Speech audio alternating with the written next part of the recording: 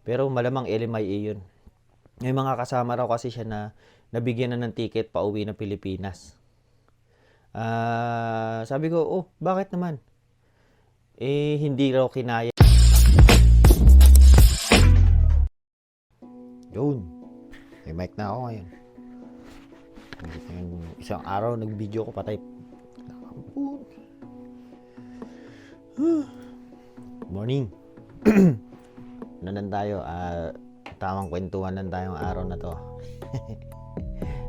may nagsasound sa labas. Nagluluto si Marlon D. Toasty! Marlon D? Wala lang. Hindi, inaano ko lang. Meron kasing, nga pala, yung sa meron akong pinost na, sa FB page ko. Nakakatawa. Tapos merong nag-i-spam ng, ng picture ng lalaki. Tapos nag-comment ako, sabi ko, nagrereklamo siya na na baka kilala niyo to kasi na-scam ako ng pera. Lahat ng video ko yata saka mga post ko dun sa FB page ko kinomentan ng ganong picture. Nag-reply ako sa comment, sabi ko, ay hindi po ako si Tulpo. Nagrereklamo kasi siya. Sabay sumagot, ay ano po ano ba ito sinabi niya? Ano niya raw po? Pinsan ka raw po niya.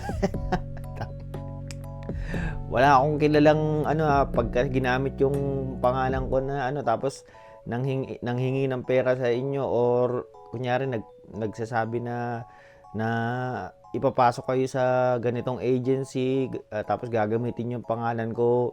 Hindi ako hindi ko kilala yun mga yun.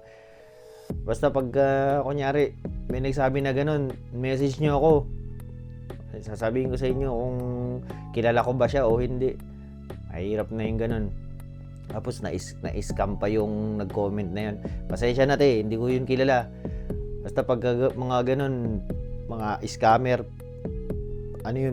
buhusan ng gasolina, sunugin, buwisit na mga yan. Mga walang sa kapwa. Yun, mabilis ang video lang. Yung yun kasi merong sa akin, nag-message sa akin. Yung sa isang account ko pa, yung Jerome Skywalker, ngayon wala na kasi. Gusto ko lang i-discuss kasi may nagtanong nga sa akin nitong lately na kung meron daw bang yung nakapunta na rito tapos na lahat nagtatrabaho na kung may napauwi pa raw ba, meron ba raw dito. Kasi dito ang ko sa inyo, 'di ba, kunyari nag-apply kayo diyan sa Pilipinas, akala nyo yun na yung pinakahirap, tapos pagpunta nyo rito wala na kayong problema kasi nandito na, magtatrabaho na kayo. Hindi, dito meron kayong may training pa kayo dito, parang probationary period. Dito sa Maple Leaf meron lang kayong isang buwan na probationary. Hindi naman probationary, isang buwan. Yung pinaka mismong training na tinututukan kayo na tutok na talagang binamasdan kayo ng trainer, tinuturuan kayo ng mga kasama nyo, ganun. Pero ang probationary period dito, mga 4 na buwan, ganyan. Pero dapat makapirma na kagad kayo.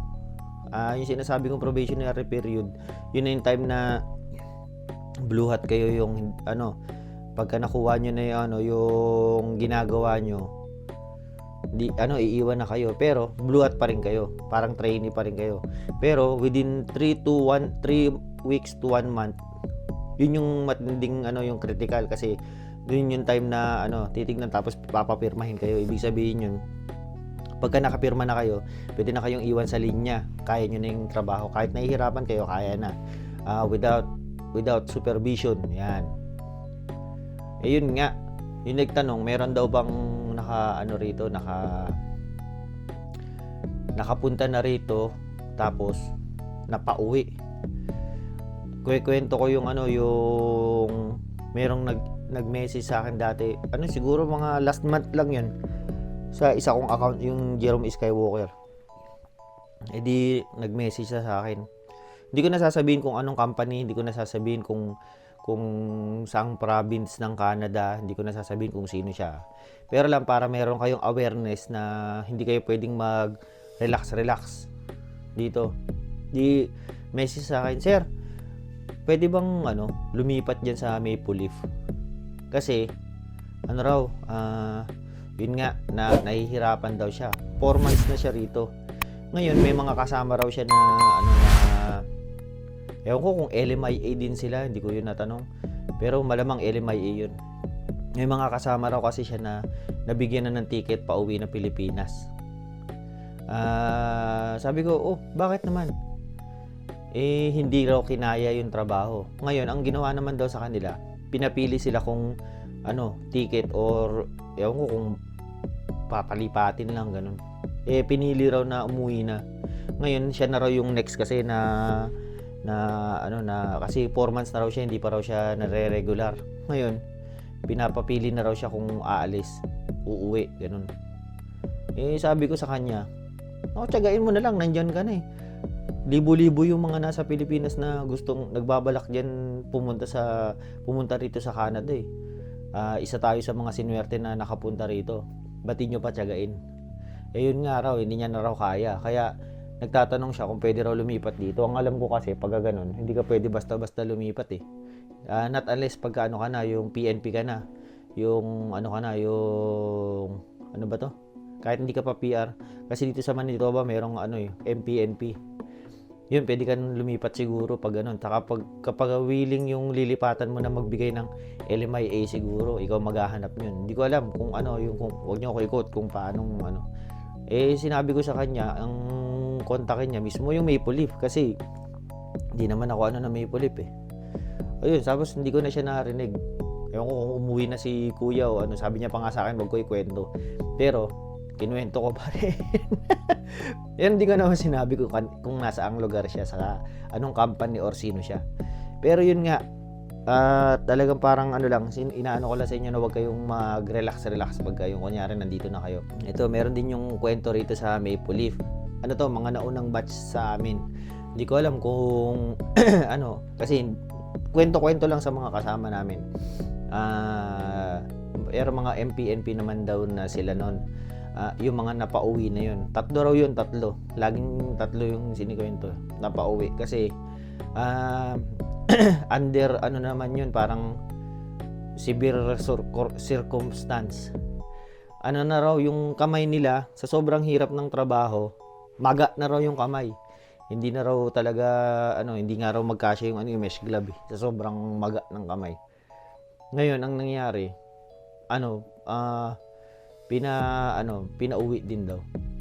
Sabi huwag nyo ko basta yun lang din yung kwento-kwento rito sa Maple Leaf ng mga luma na nakasama natin.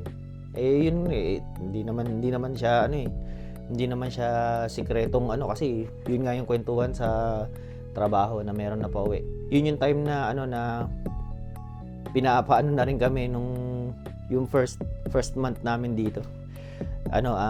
Sinabihan din kami na supervisor na uuwi kami. Pero yun nga, doon namin nalaman na pwede naman pala lumipat na lang ng department. Pero syempre sa kagustuhan din namin na makapirma, pinilit namin. Yun din yung sinasabi ko sa mga sa mga bago dito, mga dumadating na bago na wag niyo sukuan. Basta bigay niyo 110%. Wag niyo nang yung ginawa kasi namin, yung nag-relax kami. Kaya kami, nasabihan kami na gano'n eh. Pero mas maganda niyan, wag niyo na masyadong yung sakit ng kamay. Pagka nakapirma kayo, okay na yan.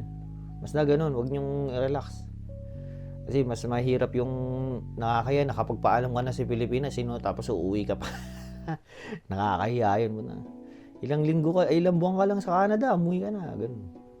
Pero yun nga, merong napapauwi Baka akala nyo kasi joke-joke lang yung mga Meron kasi nag-comment sa akin na dapat alam ng mga empleyado yung mga rights, ganyan.